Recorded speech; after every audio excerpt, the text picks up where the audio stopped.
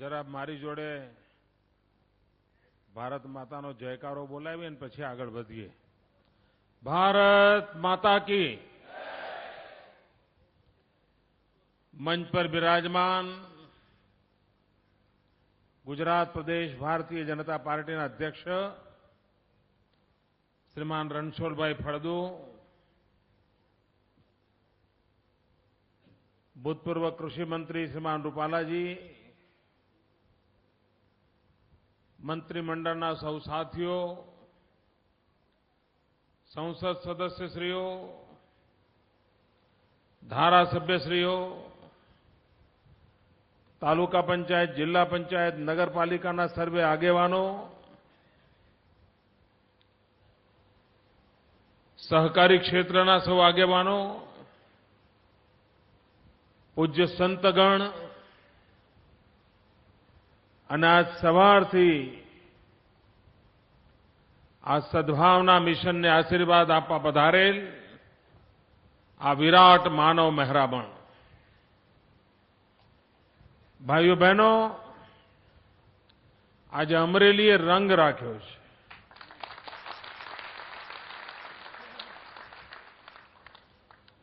કેવું અદ્ભુત દ્રશ્ય!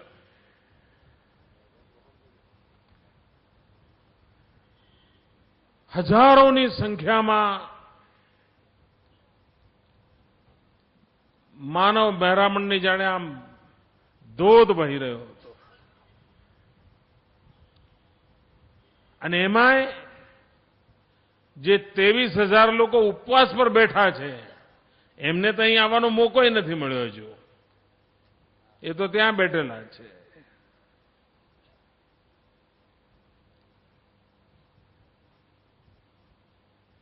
ભાઈઓ બહેનો, એક વિચારવાનો વિષય છે.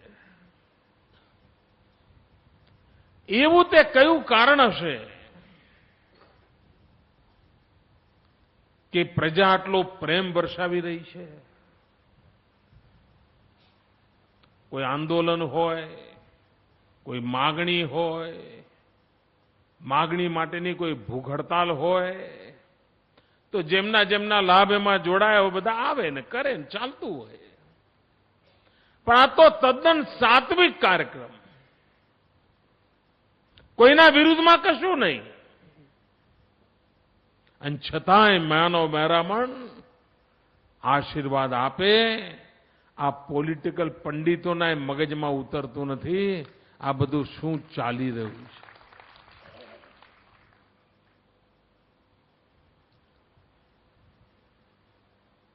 સપ્ટેમ્બર મહિનામાં જ્યારે અમદાવાદમાં 3 દિવસ માટે મેં સદભાવના ઉપવાસ શરૂ કર્યા હતા,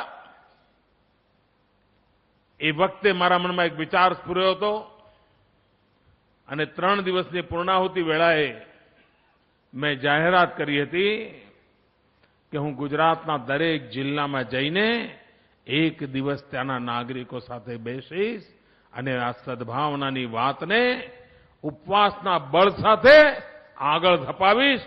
અને એના ભાગરૂપે આજે અમરેલી આવ્યો છે.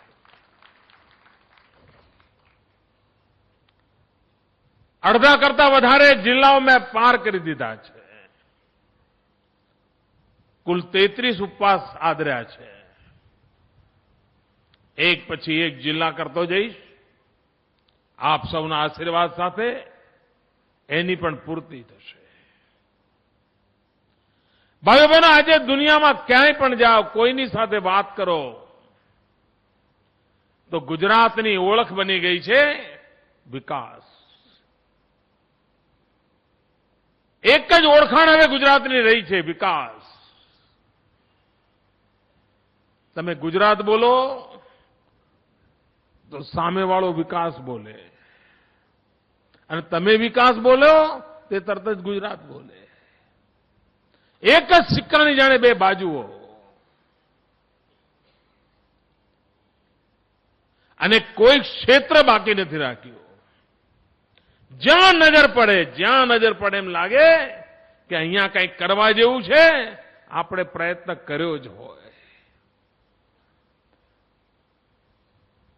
અને ઘણીવાર તો આજે લોકો વિશ્વાસથી કહે છે કે આ કામ કેમ કે નથી થયો, ભાઈ એમાં એવું છે ને કે આ ગાંધીનગરની નજર નહીં પડી હોય, નહીં તો જરૂર થઈ જાત. આટલો ભરોસો ઉભો થઈ ગયો છે અને આ ભરોસાને કારણે ગુજરાતમાં એક વિશ્વાસનું અને વિકાસનું એક ઉત્તમ પ્રકારનું વાતાવરણ નિર્માણ થયું છે. ચારે તરફ ગુજરાતની વાહવાહી થતી હોય, પ્રત્યેક ગુજરાતીને છાતી ગજગજ ફૂલતી હોય છે. તમે હરિદ્વાર જાઓ, ઋષિકેશ જાઓ, યાત્રાએ ગયા હો અને તમે ગુજરાતી ભાષા બોલતા હો કે તમે ગુજરાતથી આવ્યા છે એમ કોને, તો સામેવાળો હાથ પકડ્યો ને તો છોડતો નથી, આમ પકડી રાખે. આ જાણે એને કંઈક કરંટ આવવાનો હોય એમ. આ બધાનો અનુભવ છે. આ ગુજરાતની આટલી વાહવાહીનું મૂળમાં કારણ કયું ભાઈ? કયા કારણે આ થયું છે? અલગ અલગ લોકોના અલગ અલગ કારણ દેખાય છે. કોઈ એમ કે મુખ્યમંત્રી સારા મળ્યા છે એટલે ચાલે છે. કોઈ કે મુખ્યમંત્રીને બીજું કંઈ કામ જ નથી, આ એક જ કામ છે, નવરા છે, આખો દાડો આ જ કર્યા કરે છે એટલે થાય છે. કોઈ એમ કે આ ભાજપની સરકાર આવી એટલે થાય છે. કોઈ કે નાના મશીનરી હવે સરકારી વહીવટ કામ કરવા માંડે છે એટલે થાય છે. કોઈ ગામવાળા એમ ધના તલાટી આવ્યો એટલે સારું થાય છે. કોઈ કે મામલતદાર સારો આવ્યો એટલે દરેકને અલગ અલગ કારણ દેખાતા હોય. ભાઈઓ બધા જે કારણ દેખાતા હોય તે પાના મૂળમાં એક બહુ મોટું કારણ પડ્યું છે. અને જ્યાં સુધી એ કારણને આપણે ઓળખીએ નહીં ત્યાં સુધી દુનિયાને આપણે ડંકાની ચોટ પર એ કારણની જાણ ન કરી શકીએ. ઘણીવાર આપણા સ્વભાવમાં વણાઈ ગયું એટલે આપણને ખબર ના હોય કે આ કારણ છે, કારણ કે સ્વભાવ બની ગયો હોય. અને જે ચીજ સ્વભાવ બની ગયો હોય એનું વારંવાર યાદ પણ ના આવે, એ નેચરલ કોર્સમાં ચાલ્યા કરતું હોય. એ ગુજરાતનો કયો સ્વભાવ બન્યો છે કે જેણે આ વિકાસની નવી ઊંચાઈઓ પાર કરી છે? એ સ્વભાવ છે સદભાવનો. એ સ્વભાવ છે એકતાનો, શાંતિનો, ભાઈચારાનો. ભાઈઓ બહેનો, ગુજરાતે પ્રગતિ એટલા માટે કરી છે કે 6 કરોડ ગુજરાતીઓએ એકતા, શાંતિ અને ભાઈચારાનો રસ્તો આત્મસાત કરી લીધો છે અને એના કારણે પ્રગતિ થઈ છે. નહીં તો આપણને ખબર છે દિવસો કેવા હતા. એક જાતિ બીજી જાતિ જોડે ધીંગાણા જ કરતી હોય, માથા વળાઈ જતા હોય, ખેતરમાં ઉભા પાક ખેડૂએ પકવ્યા હોય અને કોઈ બીજી જાતિના લોકો આવીને લૂંટી જાય, ઉભા પાક બાળી જાય. એ દિવસ આપણે જોયા છે ભાઈઓ. કોમ વચ્ચે વેરઝેર ચાલતા હોય. અમદાવાદની અંદર જગન્નાથજીની રથયાત્રા આવે એટલે જાણે શું થવાનું છે, ચારે તરફ ટેન્શન હોય. મોહરમ હોય તો એ ટેન્શન, ઈદ હોય તો ટેન્શન, દિવાળી હોય તો ટેન્શન. જ્યારે જુએ ત્યારે ધીંગાણા ચાલતા હોય, અસ્ત્રા મારતા હોય, ચક્કા ચાલતા હોય, રિક્ષાઓ સળગતી હોય, ગલ્લાઓ હળગતા હોય અને કરફ્યુ, જ્યાં જુએ ત્યાં કરફ્યુ. આ દિવસો આપણને યાદ છે મિત્રો. કેવા ઝેર પાથરવામાં આવ્યા હતા, કેવા ઝેર પાથરવામાં આવ્યા હતા.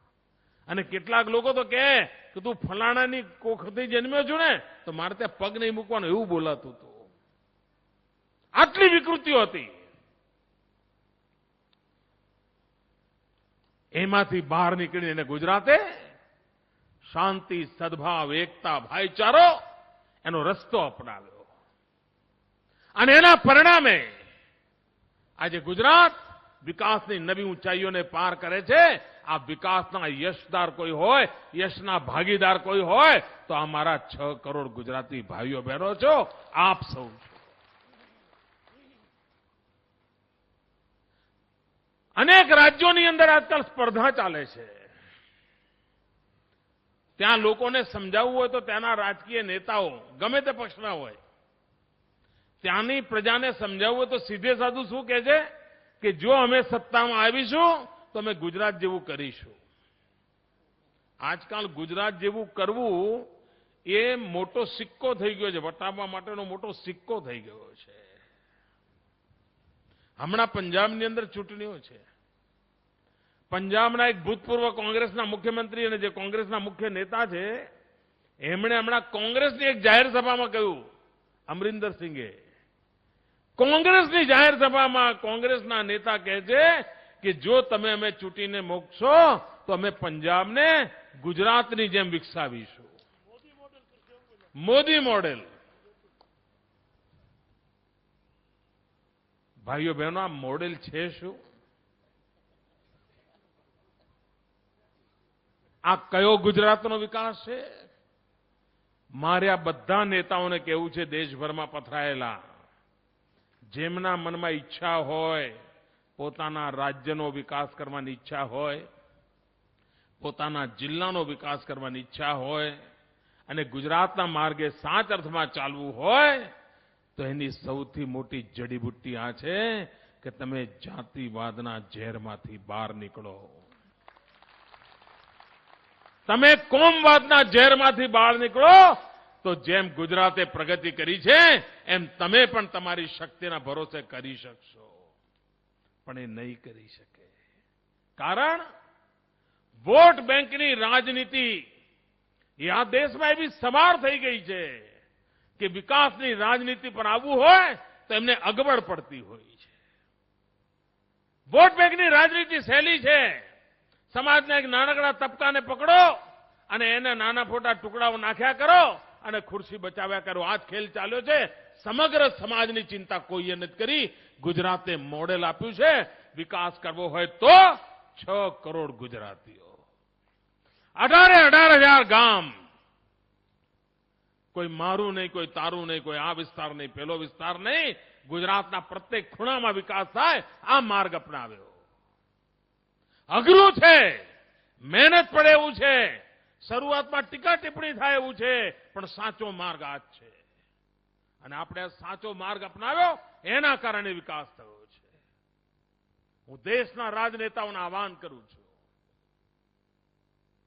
કે એકવાર હિંમત બતાવો, વોટ બેંકની રાજનીતિને દફનાવી દો, એકતા, શાંતિ, ભાઈચારા, સદભાવના માર્ગે ચાલો. આપનું રાજ્ય પણ ગુજરાતની જેમ કૂદકે ને ભૂસકે આગળ વધશે.